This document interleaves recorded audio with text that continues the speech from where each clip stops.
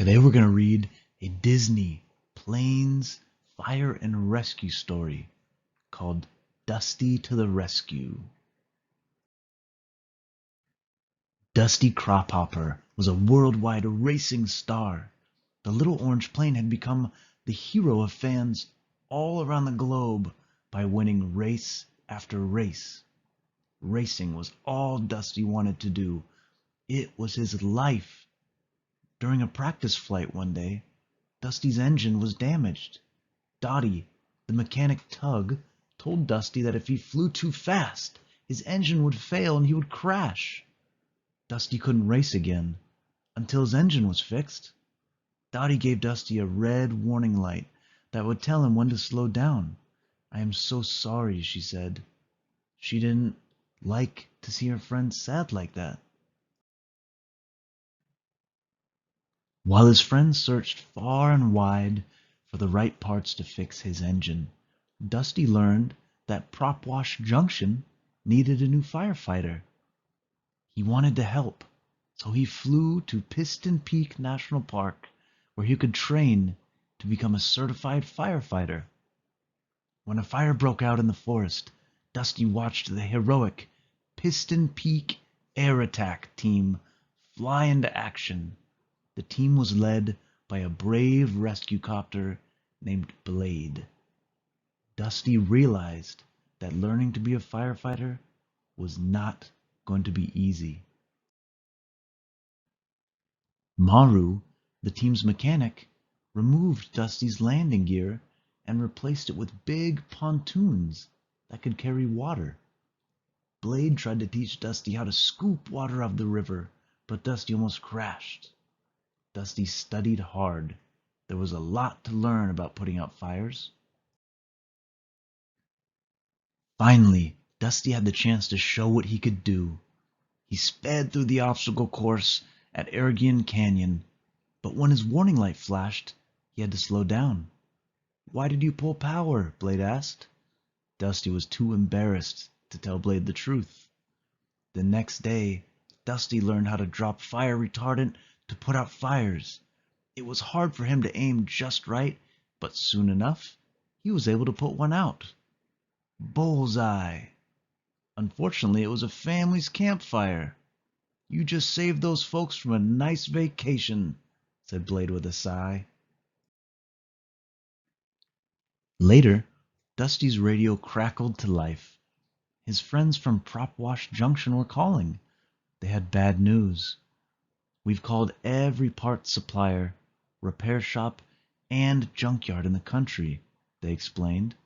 Sadly, nobody had the parts Dottie needed to fix Dusty's engine. Suddenly an alarm rang. A lightning storm had started several fires.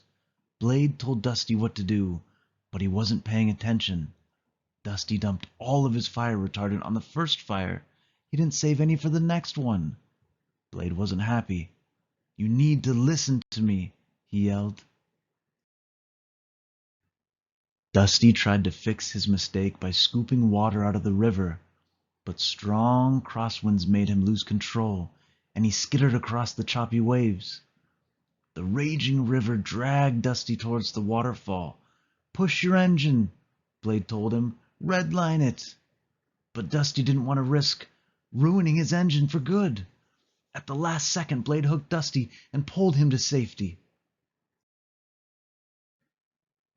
Dusty was out of the river, but he couldn't fly, and the fire was closing in. Blade led the way to an old mine shaft where they waited for the fire to pass. There, Dusty finally admitted to Blade that his engine was damaged and he would never race again. And that maybe he couldn't be a firefighter either. "If you give up today, think of all the lives you won't save tomorrow," said Blade. Dusty realized that racing wasn't everything. Meanwhile, the fire was threatening the nearby Fusil Lodge. The guests had been evacuated, but the road was blocked. They needed help. The firefighters hurried to rescue the guests. It was dangerous to fly after dark, but they had no choice. Dusty and the air attack team went into action and put out the flames. The guests cheered. But there were still two RVs stuck on a burning bridge. Blade flew in to help, but he couldn't save them on his own. Dusty swooped down, dodging falling rocks and burning trees. In a daring move, he flew straight up the waterfall to refill his water pontoons. His red warning light started flashing, but he ignored it. Dusty dropped his water on the bridge, putting out the fire and saving the RVs. "Good move, partner," Blade said to Dusty. Then pop! Bang! Dusty's engine failed, and he plummeted into the trees. Everything went black. Dusty woke up a few days later at the Piston Peak Air Attack Base. Maru had patched Dusty back together and given the plane a new engine that he made from spare parts. "You're fixed," Maru told him. "Hardest thing I've ever done." Dusty was grateful for Maru's help. And that wasn't all. Dusty had proven he had what it took to be a real firefighter. "You've earned that certification," Blade said proudly. Dusty was ready to be a hero, as a racer, as a life-saving firefighter too.